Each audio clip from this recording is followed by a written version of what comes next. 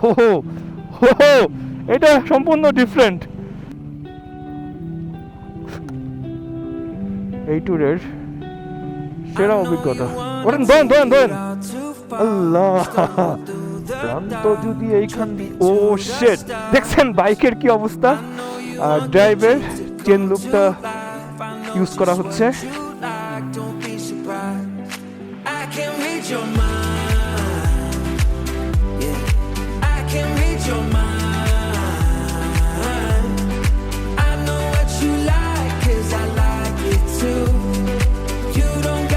Good morning everyone, good morning from Manang. এখন যদি আমাদের ওয়েদারের ব্যাপারে শেয়ার করি, -8 আর বাজে অলমোস্ট 12টার সময়ও -8। রোদের জন্য আমরা একটু প্যারা কম খাচ্ছি।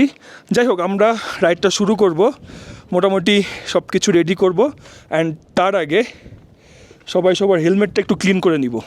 হ্যাঁ, যেহেতু আমরা যে রাস্তাতে আসছি অনেক ধুলাবালি ছিল, অনেক এক্সট্রিম ছিল, যার কারণে আমাদের ভাইজারটা, আমাদের যে প্যাডিংটা একটু ডার্ট হয়ে গেছে। আমরা এটা ক্লিন করবো আর কি বেসিক্যালি। আচ্ছা, এখানে 3টা হেলমেট, আমরা কিন্তু লোক 2জন।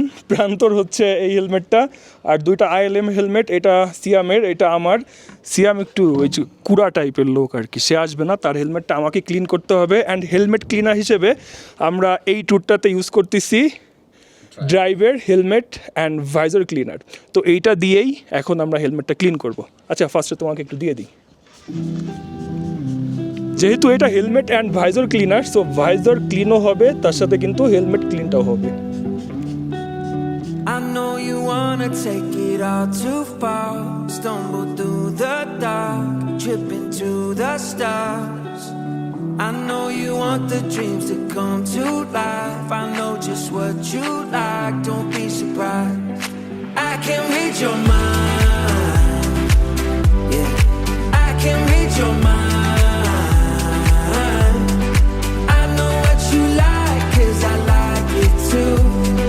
You don't gotta say what you wanna do. তাহলে এই সুন্দর অ্যালপাইন হোম থেকে বের হয়ে যাচ্ছি আমরা। এই হচ্ছে স্টিকার বোর্ড, যেখানে আমাদের স্টিকারও ইনস্টল করা হয়েছে। জায়গাটা ভালো লাগছে। গতকালকে আমরা ভুল করে অন্য সাইড দিয়ে উঠছি, বাট এবার আমরা সঠিক রাস্তা দিয়েই নামবো। আচ্ছা, আপনাদেরকে শর্ট একটা আপডেট দিই। আপনারা যদি কাঠমান্ডু থেকে মানাং পর্যন্ত আসতে চান বাইক রাইড করে, সেই ক্ষেত্রে আপনাদেরকে বাইক রাইড করতে হবে 265 কিলোমিটার। আমার স্পিডোমিটারে এই ব্যাপারটাই কিন্তু সে বলতেছে। তো 265 কিলোমিটার আসতে আমাদের সময় লাগছে 3 দিন। আপনারা হয়তো 2 দিনে আসতে পারবেন, আমার মনে হয় না যে একদিনে আসতে পারবেন। একদিনে আসতে গেলে আপনার লাইফের উপর দিয়ে ঝড় উঠে যাবে। আমরা এখন মানাং থেকে বের হয়ে যাচ্ছি। এই মাইনাসের মধ্যে যে পরিমাণ ঠান্ডা ছিল, এই ঠান্ডা গতকালকে -19 পর্যন্ত হিট করে, আর এখনও -8 চলতেছে। তো ঠান্ডার প্রেশারের মধ্যে আমি ফোনে কথা বলতে বলতে বের হচ্ছি। কমিউনিকেটর, আচ্ছা তো তুমি খেপতেছো কেন? কমিউনিকেটরে কথা বলতে বলতে মানাং শহর থেকে বের হয়ে পড়তেছি। এই যে লেক্সিনের নোভাস X2, যেই কমিউনিকেটরটা আমি লাস্ট 5-6 দিন টানা ইউজ করতেছি। এখন পর্যন্ত যখন এই কমিউনিকেটরটা অন করি, তখনও বলে যে ব্যাটারির চার্জ আছে 80%। তো চার্জিং ব্যাকআপের দিক থেকে সে কিন্তু সুপার একটা সাপোর্ট দিয়ে যাচ্ছে। আর যদি বলি যে কথা বলার যে মজা, তার সাথে নয়েজ ক্যান্সেলেশন, লেক্সিন নোভাস বস। কখনো সিয়ামের সাথে কথা হচ্ছে কমিউনিকেটর কানেক্ট দিয়ে, কখনো আবার ভাষায় কথা বলতেছি, আবার কখনো বোরিং টাইপের রাস্তা থাকলে গান শোনা হচ্ছে, মিউজিকের বা স্পিকারের যে সাউন্ড। আর যদি এখানে আপনারা লক্ষ্য করে দেখেন, বরফ, রাস্তার মধ্যে বরফ, তো স্পিকারের যে সাউন্ড কোয়ালিটি, এইটাও feel like pro. Hope to see you again. গতকালকে এই গেটই কিন্তু আমাদেরকে স্বাগতম জানায় মানাংয়ে ঢোকার সময়। অ্যান্ড ফাইনালি মানাং থেকে বের হয়ে পড়লাম। রয়্যাল এনফিল্ডের ক্লাসিক 350, যেই বাইকটাতে একদম প্রো সেট আপ করা, লাদাখ সেট আপ করা। প্রান্ত একটু ট্র্যাম্পের 400টা রাইড করবে আর আমি রাইড করবো এখন এইটা। এখন ভাই সোহেল ভাই এটা কি করবে ব্যাগটা? এই বাইক পা দুইটা উঁচা হয়ে আছে, তার সাথে এই ক্লাসিক 350, সে কিন্তু একটা জিনিস, যে কোনো রাস্তাঘাটে হুটহাট করে সে উঠে যেতে পারবে, পাওয়ারের দিক থেকে সুপার পাওয়ার তার। কিন্তু মিররটা কেন ঘুরে রইছে?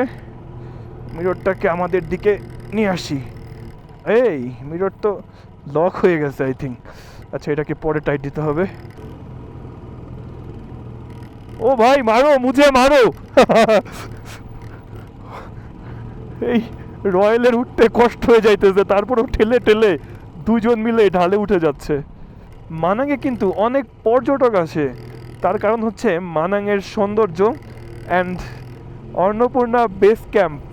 তো এই বেস ক্যাম্পে যাবার জন্য বা এখানে ঘোরার জন্য বা এক্সপ্লোর করার জন্য এখানে অনেক বিদেশি পর্যটক আসে। আমার আইডিয়াও ছিল না যে নেপালে এত এত পর্যটকের সংখ্যা।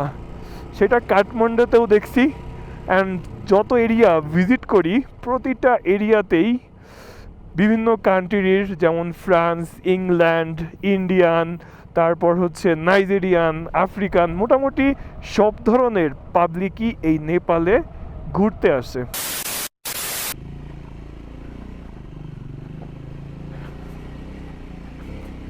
এইসব এরিয়া এখন জাস্ট অতিক্রম করব আর ভালো লাগবে যে যাচ্ছি যাচ্ছি এই ভাঙাচোরা রাস্তা রেখে ভালো রাস্তার উদ্দেশ্যে। প্রান্ত যদি এইখান দিয়ে, ও শেট, অল্পের জন্য পড়ে নাই। অফরোডিং বাইক, এর মধ্যে দিয়েই একটা ফিল নিই যে বাড়িটা খাইছে প্রান্ত। পেছনে কি কেউ আছে নাকি ওরা ঘুরে গেছে? যাই হোক, আমি টুকিটাকি ভাঙাচোরার মধ্যে ফিল নিতে পছন্দ করি, পড়ে না যাই রে। I know that you don't like to be alone. You need someone to hold. It's what you need the most. I know you've waited for a night like this, one that you won't forget. You're thinking yes, I can read your mind. Yeah, I can read your mind. I know what you like 'cause I like it too. You don't gotta say what you wanna do, 'cause I can read your mind. Yeah, I can read your mind. I can read your mind. গেছিলাম এখনই। I can read your mind. আমি কি ভুল জায়গা দিয়ে আসলাম? সবসময় একটা বাইকের সামনের ব্রেকের জন্য সবাই পড়ে যায়। সামনের ব্রেক আমি দুইবার যেভাবে ধরছি গাড়ি স্কেট করছে, বাট পড়ি নাই। আমি জাস্ট অবাক হলাম এই বাইকটার সামনের এই রেসপন্সটা দেখে। এটা আমাকে বলতেই হয়। ভাবছি পড়েই গেছি, বাট সামনের ব্রেকটার রেসপন্স, তার সাথে যে পড়লাম না, আমি অবাক হয়েছি। অ্যান্ড সব কিছুর জন্য ধন্যবাদ আল্লাহকে। ওয়েলকাম টু চামে। আমরা কিন্তু চামেতে চলে আসলাম টোটাল 32 কিলোমিটার বাইক রাইড করে। গতকালকে এই চামে থেকেই কিন্তু 12টার দিকে রওনা দিয়ে আমরা 4টা সাড়ে 4টার দিকে পৌঁছাই গেছিলাম। বাট আজকে মাত্র বাজে 1:50, মানে যদি আপনারা হিসাব করেন সেই ক্ষেত্রে 1 ঘন্টা 50 মিনিটে আজকে চলে আসছি। পুলিশের একটা চেকপোস্ট, যেটা হচ্ছে এক্সিট, মানে আমরা 2000 টাকা দিয়ে যে এন্ট্রি করলাম না, তো ওইটার এক্সিটটা কিন্তু এখান থেকে আপনাকে করতে হবে। আর এখানে অনেক ফরেনার আর একটা শকুন দেখা যাচ্ছে। ফার্স্টে জিজ্ঞেস করলাম এটা কি ঈগল, বললো যে না, ওদের ভাষায় কি যেন একটা বললো। আল্লাহ, ক্যামেরাতে ফটো তুলতেছে ওনারা সবাই, আর সে এসে ক্যামেরাতে দিচ্ছে। না না না, কভার কভার আছে, লেন্স কভার আছে। কোন দেশি? রাশিয়ান রাশিয়ান রাশিয়ান, ওকে। এই নেপালের সব দেশের লোকজন আসে ঘুরতে ভাই। কারণ এই দেশে আছে মাউন্ট এভারেস্ট, পৃথিবীর সব থেকে উঁচু পর্বত শৃঙ্গ। তার সাথে হিমালয় কন্যা বলা হয় এই নেপালকে। পানি খেতে হবে, তার সাথে একটা ব্রেকও চলবে। জায়গাটা সুন্দর, পাহাড় পাহাড় পাহাড় পাহাড়। ওঠেন, দোয়েন। আপনি তো রানিং অবস্থায় পড়েন নাই, স্লিপ খায় পড়ছে। ওকে, দেখছেন বাইকের কি অবস্থা। ড্রাইভের চেন লুপটা ইউজ করা হচ্ছে। লুপ অবশ্যই কাজের, তার সাথে যেহেতু বাইকের এই অবস্থা,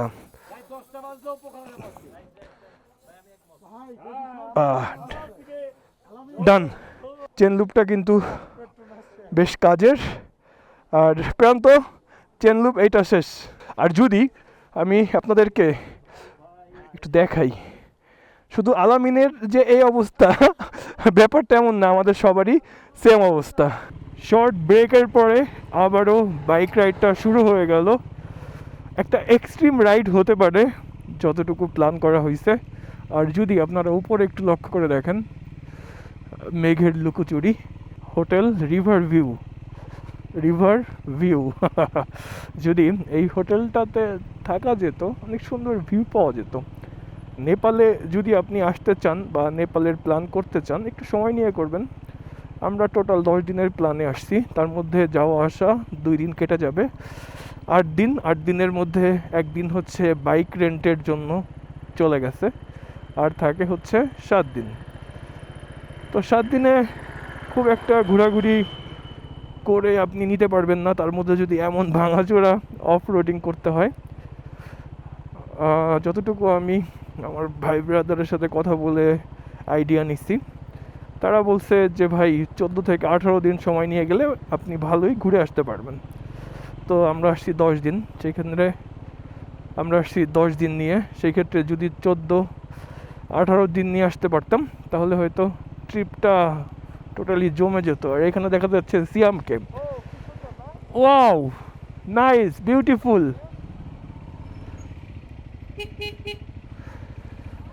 আমার বাইকে ফুয়েল নাই। 1 লিটার প্রাইস 210।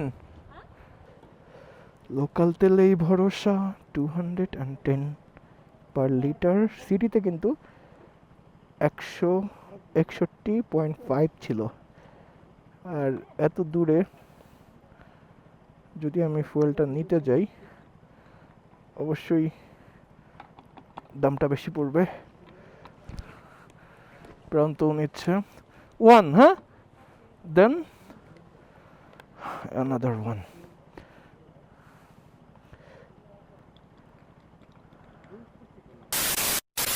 এই যে ঝুলন্ত ব্রিজটা, এটা কিন্তু কানেক্ট হয়েছে ওই সাইডের সাথে। ওই সাইডে আরও একটা গ্রাম।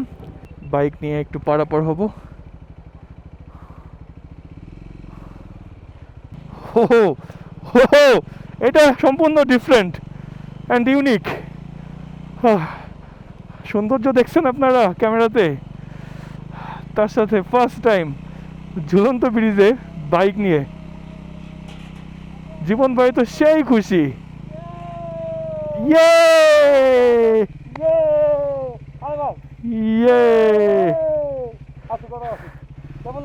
মজা। আর বেশি দূর যাব না, এখানে থাকারও জায়গা আছে, হোটেল রেস্টুরেন্ট। এটা এই ট্যুরের সেরা অভিজ্ঞতা। ব্যাপারটা মজা লাগছে, অ্যান্ড নিচে তাকানোর সাথেই একটা রিস্কি ব্যাপার কাজ করে, বাট সেফটি আছে। ও নো, এটা সুপার এক্সপিরিয়েন্স। আমার দেখা নেপালের সব থেকে সুন্দর গ্রাম হচ্ছে এইটাই। এই উপর থেকে এত সুন্দর লাগে দেখতে, আর এখান দিয়ে হচ্ছে একটা নদী বয়ে চলে গেছে, ঝর্ণাটাও কিন্তু এই গ্রামের মধ্যে আছে। লাস্টের বাড়ি হচ্ছে ওইটা, অ্যান্ড যদি আপনারা একটু লক্ষ্য করে দেখেন, বেস্ট। আর এই গ্রামটার নাম হচ্ছে তাল ভিলেজ। এখানে থাকতে পারলে একদিন আসলে খুব ভালো লাগতো। জাস্ট ব্যাপারটা দেখেন, চারিপাশে হচ্ছে বড় বড় পাহাড়, আর পাহাড়ের মাঝে একটু জায়গা, সেখানেই এই গ্রামটা। ওইখানে একটা ফুটবলের মাঠও দেখা যাচ্ছে, ওইখানে আই থিঙ্ক সবাই ফুটবল খেলে। ওইখানে ফুটবল খেলতে পারলে তো লাইফের মনে হয় না আর কোনো ইচ্ছা বাকি থাকতো। সুন্দর একটা মাঠ। আমার এই ক্যামেরাতে কতটুকু বোঝা যায় আমি জানি না।